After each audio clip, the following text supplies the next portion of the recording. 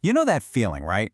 That awful hold music on a loop, the robotic voice saying your call is important to us for the 10th time, and then you finally get a human and they're like, sorry, wrong department. For decades, that was just how it was. But that's all changing. And it's thanks to a piece of technology that has literally jumped out of science fiction and into our everyday lives. Okay, so let's get right into it. We're talking about voice AI. And look, this is so much more than just asking your phone what the weather is. This tech is going through an absolutely explosive transformation, and it's changing how we interact with, well, pretty much everything. So here's our roadmap. We're going to look at the long journey it took to get here, what's causing this massive boom right now, and how a world that's, well, listening is changing everything. Then we'll get into the really big questions about trust and the dark side of this tech before we peek into the future. First up, the road to conversation. You know, it really feels like Siri and Alexa just showed up one day, right? But the truth is, this has been a journey that's been decades in the making. This whole journey really started with some huge ideas and some even bigger warnings. Stephen Hawking, who, used a synthetic voice himself, he got it. He saw the incredible promise, but also the massive risks. It just perfectly sets the stage for a technology that was never just about convenience. And this timeline, it just shows you that slow, steady climb. I mean, think about it. Back in 1962, IBM's Shoebox could barely understand 16 words. Fast forward to the 70s, and Harpe cracks 1,000 words. That was a huge leap. Then in the 90s, you start seeing consumer stuff like Dragon Dictate. But the real game changers, Siri in 2011, and then Alexa in 2014. That's when we put a talking AI in millions of pockets and homes, and we all just got used to it. So that slow climb has suddenly turned into a rocket launch, which brings us to our second section, the voice AI boom. So why is everyone talking about this right now? What's the big deal? Well, for starters, just follow the money. We are looking at a market that's projected to hit $50 billion by 2029. To put that into perspective, that is bigger than the entire global music industry was last year. That kind of money doesn't just get attention, it starts a gold rush. And this chart just lays it out perfectly. Look at that jump. We're talking about the market more than quadrupling in just 7 years. That insane acceleration is exactly why you're seeing this technology pop up literally everywhere. And here's a stat that just might blow your mind. By 2024, there were 8.4 billion digital voice assistants out there. That is more than the number of people on the entire planet. Think about that.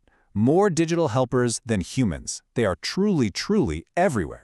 So what's the engine behind all this? It's really a perfect storm of 4 things coming together. 1, the tech that understands language, NLP, has gotten unbelievably good. 2, you have the rise of generative AI, the same stuff behind ChatGPT, which has supercharged these assistants. 3, our devices are faster, so they can do more work right on the device itself, which is better for privacy. And 4, like we said, massive investor interest is fueling all sorts of crazy new ideas. Which leads us right into our third section, a world that listens. Okay, so we've got all this amazing tech.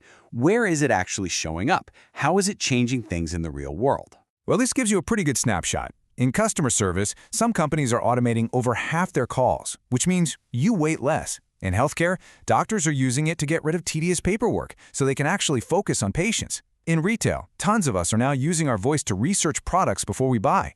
And of course, in our cars, it's just becoming the normal way to do things, hands-free and safely. And here's something interesting. We tend to think about those smart speakers in our kitchens, right? But the reality is, over 90% of the time we talk to a voice assistant, we're doing it right here, on our phones. That makes this a super personal technology, something that's always with us, always within arm's reach. But, and this is a big but, with all this incredible power comes some pretty big questions.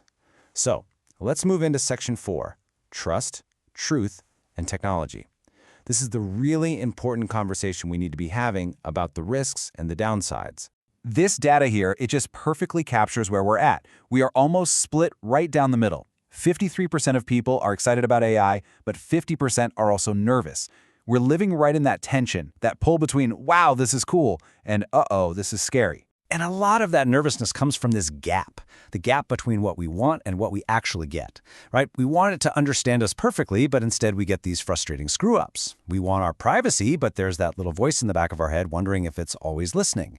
And we want it to be fair, but studies from places like Stanford have shown these systems can be way less accurate for people with minority dialects. And now we get to one of the biggest threats of all, deepfakes. This quote from a Reddit user talking about an AI impersonating the philosopher Alan Watts, it just nails the problem. When an AI can perfectly copy a voice, it can make that person say anything. It can spread what this user calls profound nonsense, and people will believe it's real. And look, this is not a what-if scenario. This is happening right now. In 2024, a deep fake of President Biden's voice was used in robocalls to try and stop people from voting. This is a direct attack on democracy using voice AI as a weapon, and we are just starting to figure out how to fight back. So, where do we go from here? For our last section, let's look over the horizon and see what's coming next for voice AI. Okay, looking ahead, there are 4 really big trends to watch. First, hyper-personalization.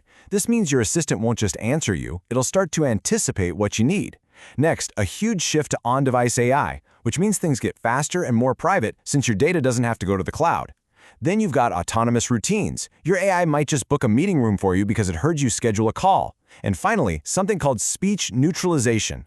Amazing tech that could get rid of accent or language barriers in a conversation in real time. Which brings us to one final thought.